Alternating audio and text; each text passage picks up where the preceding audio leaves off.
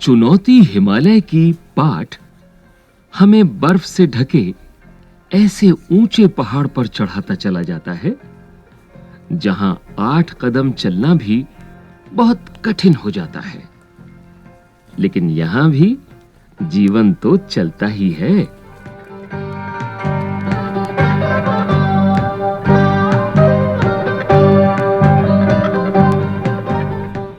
जोजिला पास से आगे चलकर जवाहरलाल मातायन पहुंचे तो वहां के नवयुवक कुली ने बताया, शाम ने उस बर्फ से ढके पहाड़ के पीछे अमरनाथ की गुफा है। लेकिन साहब, रास्ता बहुत टेढ़ा है। किशन ने कुली की बात काटी। बहुत चढ़ाई है साहब, और साहब दूर भी है। कितनी दूर? जवाहरलाल ने पूछा। 8 मील साहब। कुली ने जल्दी से उत्तर दिया। बस, तब तो जरूर चलेंगे। जवाहरलाल ने अपने चचेरे भाई की ओर प्रश्न सूचक दृष्टि डाली। दोनों कश्मीर घूमने निकले थे और जोजिला पास से होकर लद्दाखी इलाके की ओर चले आए थे।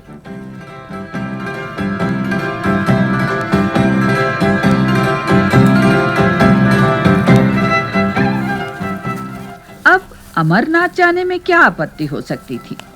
फिर जवाहरलाल रास्ते की मुश्किलों के बारे में सुनकर सफर के लिए और भी उत्सुक हो गए। कौन-कौन चलेगा हमारे साथ? जवाहरलाल ने जानना चाहा। तुरंत किशन बोला, साहब मैं चलूंगा। भेड़े चराने मेरी बेटी चली जाएगी।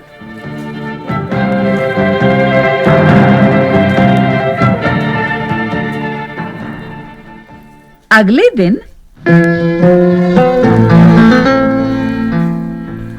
सुबह तड़के तैयार होकर जवाहरलाल बाहर आ गए।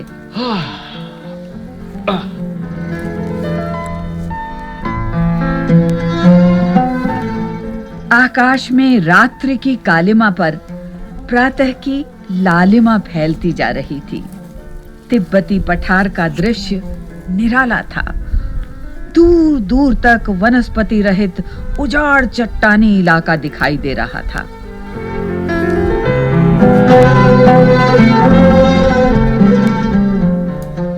उदास, फीके, बर्फ से ढके चट्टानी पहाड़ सुबह की पहली किरणों का स्पर्श पाकर ताज की भांति चमक उठे।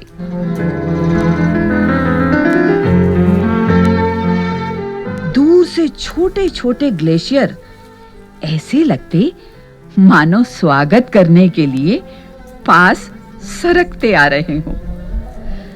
सर्द हवा के झोंके हड्डियों तक ठंडक पहुंचा रहे थे। जवाहर ने हथेलियां आपस में रगड़कर गरम की और कमर में रस्सी लपेटकर चलने को तैयार हो गए।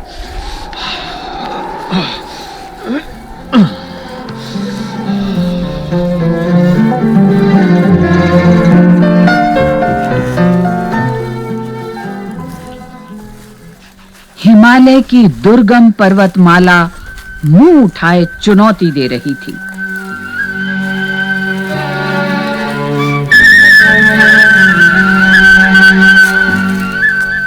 जवाहर इस चुनौती को कैसे ना स्वीकार करते?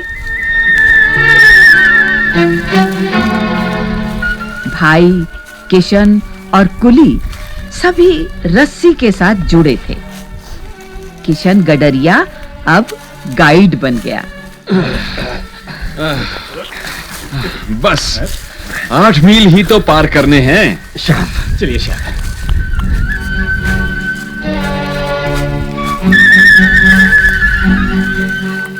जोश में आकर जवाहरलाल चढ़ाई चढ़ने लगे।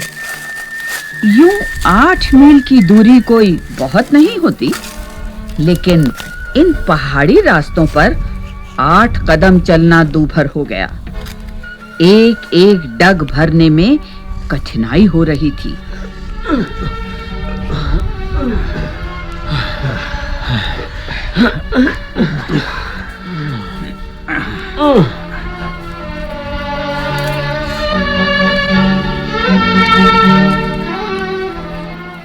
रास्ता बहुत ही वीरान था।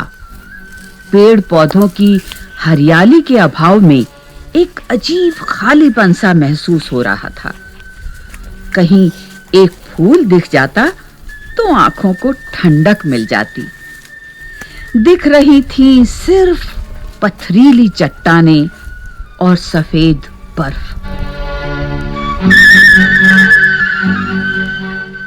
फिर भी इस गहरे सन्नाटे में बहुत सुकून था। एक ओर सूं सूं करती बर्फीली हवा बदन को काटती, तो दूसरी ओर ताजगी और स्फूर्ति भी देती।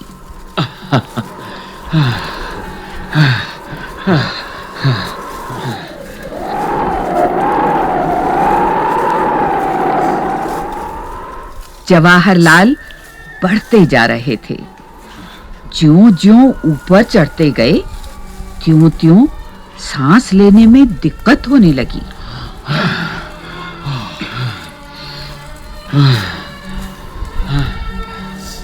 एक कुली की नाक से खून बहने लगा। जल्दी से जवाहरलाल ने उसका उपचार किया। तुम यहाँ बैठो, अब बैठो। पानी पियो।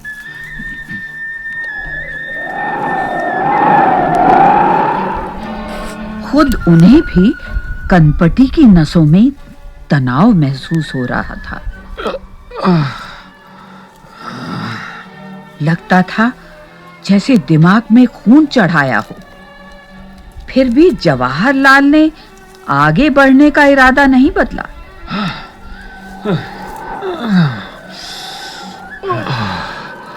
चलो आगे बढ़ो, उठो चलो।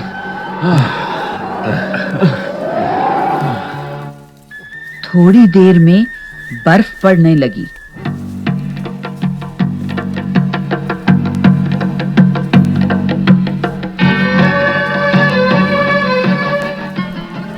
फिसलन बढ़ गई, चलना भी कठिन हो गया।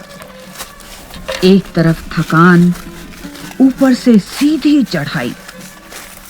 तभी सामने एक बर्फीला मैदान नजर आया। चारों ओर हिम शिखरों से घिरा वो मैदान देवताओं के मुकुट के समान लग रहा था।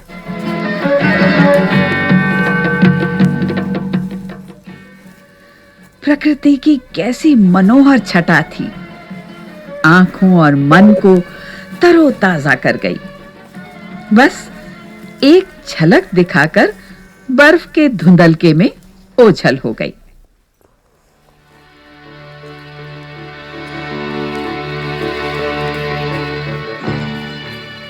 दिन के 12 बजने वाले थे। सुबह 4 बजे से वो लोग लगातार चढ़ाई कर रहे थे। शायद 16,000 फीट की ऊंचाई पर होंगे इस वक्त, अमरनाथ से भी ऊपर।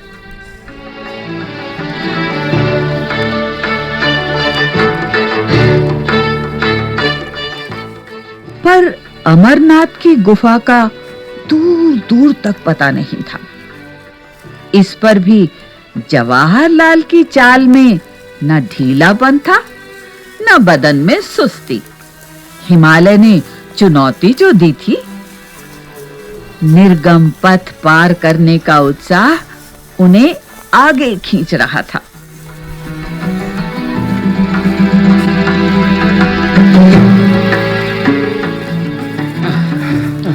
शाब, लौट चलिए। वापस कैंप में पहुंचते पहुंचते दिन ढल जाएगा। एक कुली ने कहा। लेकिन अभी तो अमरनाथ पहुंचे नहीं। जवाहरलाल को लौटने का विचार पसंद नहीं आया। वो तो दूर बर्फ के उस मैदान के पार है। किशन बीच में बोल पड़ा। चलो चलो चलो, चढ़ाई तो पार कर ली, अब आधे मील का मैदान ही तो बाकी है। चलो। कहकर जवाहरलाल ने थके हुए कुलियों को उत्साहित किया।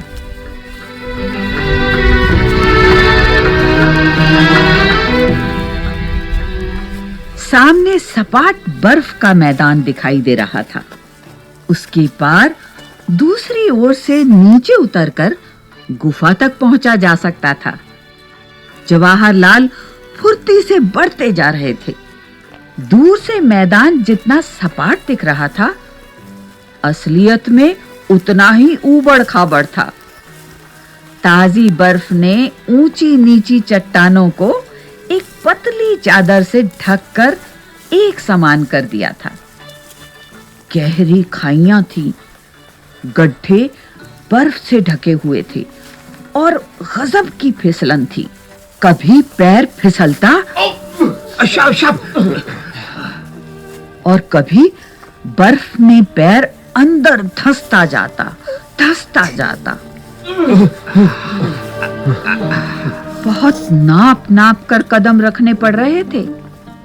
ये तो चढ़ाई से भी मुश्किल था, पर जवाहरलाल को मजा आ रहा था। आओ, आगे बढ़ो। शाबाश, चलो चलो चलो। तभी जवाहरलाल ने देखा सामने गहरी खाई मुंह फाड़े निगलने के लिए तैयार थी। अचानक उनका पैर फिसला। वे लड़खड़ाए और इससे पहले कि संभल पाए वे शाबाश, गिर गए। किशन चीखा। जवाहर! खाई की पुकार वादियों की शांति भंग कर गई। वे खाई की ओर तेजी से बढ़े।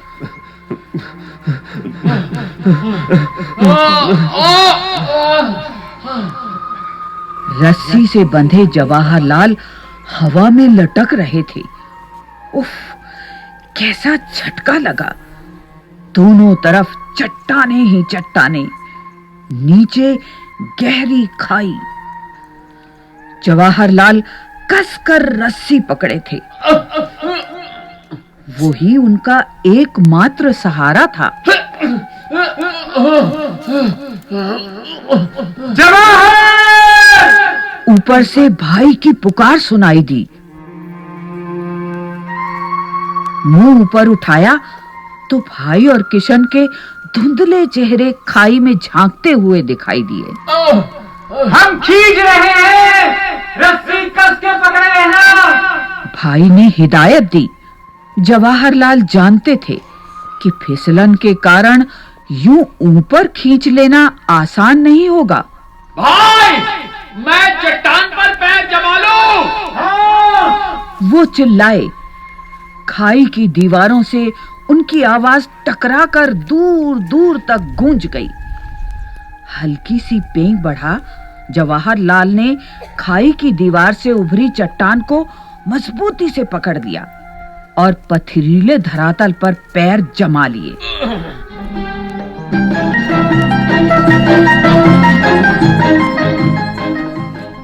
पैरों तले धरती के एहसास से जवाहरलाल की हिम्मत बढ़ गई। घबराना मत जवाहर!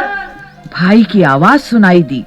मैं बिल्कुल ठीक हूँ, कहकर जवाहरलाल मजबूती से रस्सी पकड़ एक एक कदम ऊपर की ओर बढ़ने लगे। शाबाश जवाहर, शाबाश। आओ। कभी पैर फिसलता, कभी कोई हल्का फुल्का पत्थर पैरों के नीचे से सरक जाता तो वो मन ही मन कांप जाते और मजबूती से रस्सी पकड़ लेते। रस्सी से हथेलियां भी जैसे कटने लगी थी, पर जवाहरलाल ने उस तरफ ध्यान नहीं दिया। कुली और किशन उन्हें खींचकर बार-बार ऊपर चढ़ने में मदद कर रहे थे।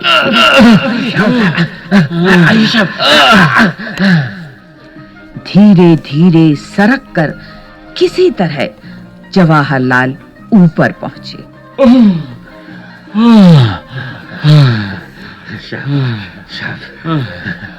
मुड़कर ऊपर से नीचे देखा कि खाई इतनी गहरी थी कि कोई गिर जाए तो उसका पता भी ना चले।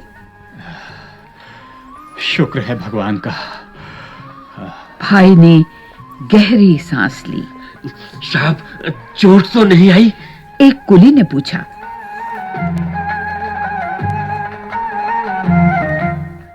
गर्दन हिला, कपड़े झाड़, जवाहरलाल फिर चलने को तैयार हो गए। चलो चलें। इस हादसे से हल्का सा झटका जरूर लगा, फिर भी जोश ठंडा नहीं हुआ। वो अब भी आगे जाना चाहते थे। चलो चलें, चलो चलो। आगे चलकर इस तरह की गहरी और चौड़ी खाइयों की तादाद बहुत थी। खाइयां पार करने का उचित सामान भी तो नहीं था। निराश होकर जवाहरलाल को अमरनाथ तक का सफर अधूरा छोड़कर वापस लौटना पड़ा। अमरनाथ पहुंचने का सपना तो पूरा न हो सका, पर हिमालय की ऊंचाइयां सदा जवाहरलाल को आकर्षित करती रहीं।